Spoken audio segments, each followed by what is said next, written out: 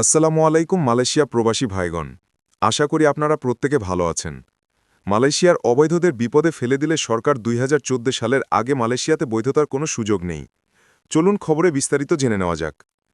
মালয়েশিয়ায় অবস্থানরত হাজারো প্রবাসী প্রতিনিয়ত একটা প্রশ্ন নিয়ে উদ্বিগ্ন যে অবৈধ অভিবাসীদের জন্য সরকার কবে বৈধতার সুযোগ দিবে। সম্প্রতি প্রবাসী মহলে নানা গুঞ্জন ছড়ালেও সঠিক কোনো তথ্য এখনও মিলেনি। মালয়েশিয়ার ভেতরে থাকা অবৈধ প্রবাসীরা প্রতিদিনই আমাদের কাছে জানতে চান সরকার কি সালের মধ্যে কোনো বৈধতার ঘোষণা দিবে কিনা। তবে সর্বশেষ প্রাপ্ত তথ্য অনুযায়ী ২০১৫ সালের ভেতরে মালয়েশিয়া সরকার কোনো ধরনের বৈধতার সুযোগ দিচ্ছে না।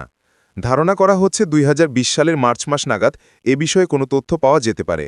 তার আগে অবৈধ প্রবাসীদের জন্য আশা করা যাচ্ছে কোনো সুখবর হয়তো আসবে না।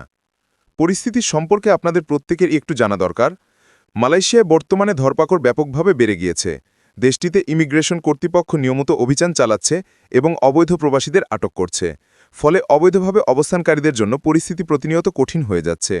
আমাদের প্রবাসী বিশেষজ্ঞদের পরামর্শ দেওয়া হয়েছে যে আপনারা যেখানেই থাকুন আপাতত একটু নিরাপদ থাকার চেষ্টা করুন। যদি আয় একটু কম হোক তারপরও আবার চেষ্টা করুন একটু সেফ জায়গায় থেকে কাজ করার জন্য। ইমিগ্রেশন রেট থেকে যেভাবেই হোক বাঁচতে হবে। এখানে কলিং ভিসা এবং বৈধতার বিষয়টাও উল্লেখ আছে। আশা করা যাচ্ছে ২০১৫ সালের আগেই মালয়েশিয়ায় কলিং ভিসা পুনরায় চালু হবে। এর আওতায় নতুন কর্মী আনা শুরু হলে তখন মালয়েশিয়া সরকার অবৈধ প্রবাসীদের বৈধতার বিষয়টি নিয়েও চিন্তাভাবনা করতে পারে। এর আগেও বহুবার দেখা গিয়েছে যে শ্রমবাজার পুনরায় চালুর পর সরকার অবৈধদের জন্য বৈধতার পথ খুলে দিয়েছে। তাই এবারের ক্ষেত্রেও সেই একই আশায় দিন গুনছে আমাদের মালয়েশিয়া থাকা অবৈধ প্রবাসীরা। মালয়েশিয়া অবস্থানরত প্রবাসীদের জন্য এই যে বছরটা ২০২০ সাল আগামী যে কয়েকটা মাস রয়েছে এই মাসটা একটু বেশি কঠিন হতে যাচ্ছে।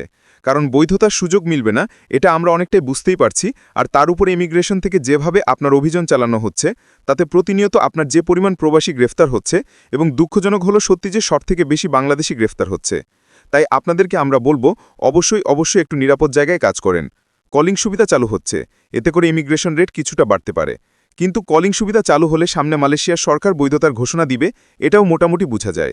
তাই আপনাদেরকে ২০১৯ সাল পর্যন্ত দাঁত কামড়ে হলো মালয়েশিয়াতে টিকে থাকতে হবে। এটাই হচ্ছে চরম বাস্তবতা। দয়া করে আমাদের মালয়েশিয়া প্রবাসী সকল ভাইদের সাথে এখনই শেয়ার করে সবাইকে এই গুরুত্বপূর্ণ খবরটি জানার সুযোগ করে দিন।